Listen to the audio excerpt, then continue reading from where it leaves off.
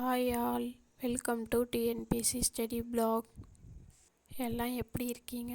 எல்லாம் படிச்சிட்ருக்கீங்களா? 30 days சேலஞ்சில் டே 4 எப்படி இந்த டாபிக்ஸ்லாம் நான் கம்ப்ளீட் பண்ணேன்றதை இந்த வீடியோவில் வாங்க பார்ப்போம்.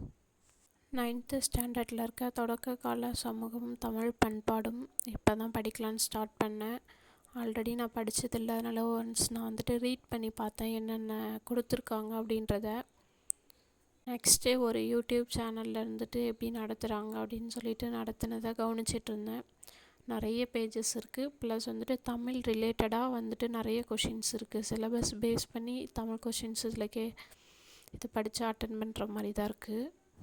ஒன்ஸ் நான் படித்து பார்க்குறதுக்கே ரொம்ப டைம் ஆயிடுச்சு. ப்ளஸ் நடத்துகிறத பார்க்குறதுக்கு ஒரு 40-45 மினிட்ஸ் ஆச்சு.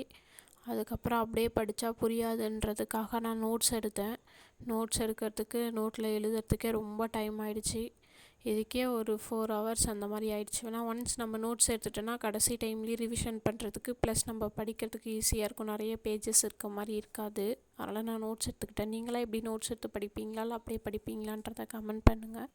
லெசன் ஓவர் வியூன்னு பார்த்தா கல்வெட்டு பற்றி கொடுத்துருக்காங்க. நாணயங்கள் ப்ளஸ் சேர சோழ பாண்டியர் அவர்களை பற்றி கொடுத்துருக்காங்க. அவங்க ஆட்சி செய்த இடம், அதுக்கப்புறம் அவங்கள பற்றி கொடுத்துருக்கிறது, அந்த காலத்து சங்ககால மக்கள் எப்படி வாழ்ந்தாங்க, அவ்வளோதான் இந்த லெசன் இருக்குது.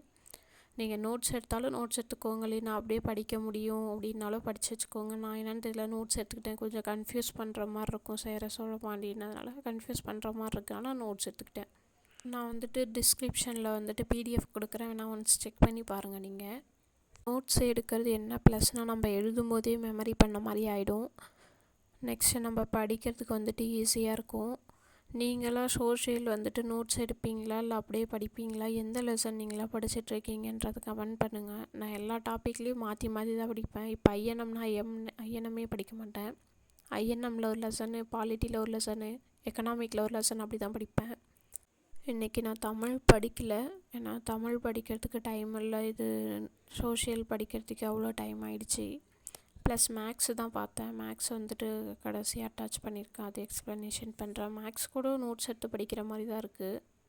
ஹவுஸ் ஒய்ஃபாக இருக்கவங்களாம் மோஸ்ட்டாக மார்னிங்கே ஒர்க்கெல்லாம் ஃபினிஷ் பண்ணுற மாதிரி பார்த்துக்கோங்க. மார்னிங் ஃபினிஷ் பண்ணிட்டா ஒரு 12க்கு மேலே படிக்க ஸ்டார்ட் பண்ணிடலாம். ஒர்க்கை வச்சுட்டு பண்ணும்போது நமக்கு படிக்க கான்சன்ட்ரேஷனே இருக்காது. ஏன்னா ஒர்க் இருக்குதுன்னு இருக்கும். காலையில் எல்லா ஒர்க்கும் முடிச்சிட்டிங்கன்னா ஒரு 1 o'clock மேலே கூட படிக்கலாம் உட்காந்து. நான் அப்படி தான் பண்ணுவேன். மார்னிங்கே ஒர்க்கெல்லாம் முடிச்சிடுவேன்.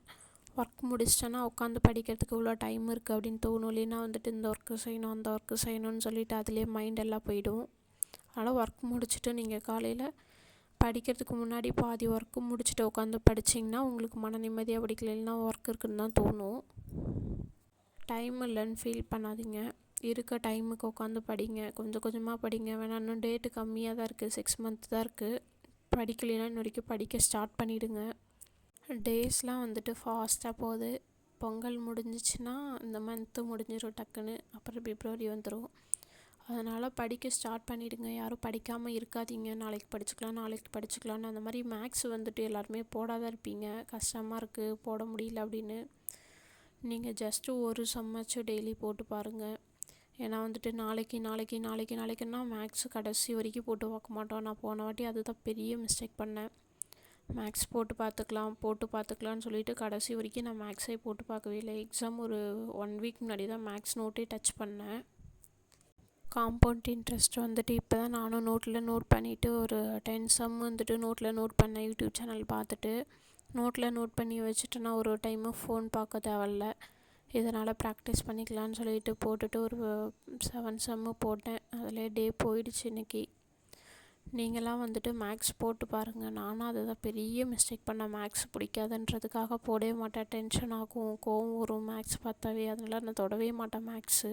ஃபார்முலா வச்சு போடுறது ஈஸியாக இருந்துச்சுன்னா அதை ஃபாலோ பண்ணுங்கள். இல்லைன்னா சில சம்ஸ்லாம் ஷார்ட்கட் கண்டுபிடிச்சிட்டா ஈஸியாக போட்டுடலாம். நான் இப்போ காம்பவுண்ட் இன்ட்ரெஸ்ட்டுக்கெல்லாம் ஷார்ட்கட் தான் பார்த்தேன். ஆல்ரெடி டே 3ல் ஷார்ட்கட் போட்டிருப்பேன். இப்போ மறுபடியும் வேறு சேனலில் ஷார்ட்கட் பார்த்து அந்த மாதிரி தான் யூஸ் பண்ணிகிட்ருக்கேன். ஈஸியாக தான் இருக்குது. உங்களுக்கு ஏதோ டவுட் இருந்துச்சுன்னா கமெண்ட் பண்ணுங்கள். இந்த வீடியோ உங்களுக்கு பிடிச்சிருந்துச்சுன்னா லைக் பண்ணுங்கள், ஷேர் பண்ணுங்கள், சப்ஸ்கிரைப் பண்ணுங்கள். தேங்க்ஸ் ஃபார் வாட்சிங்.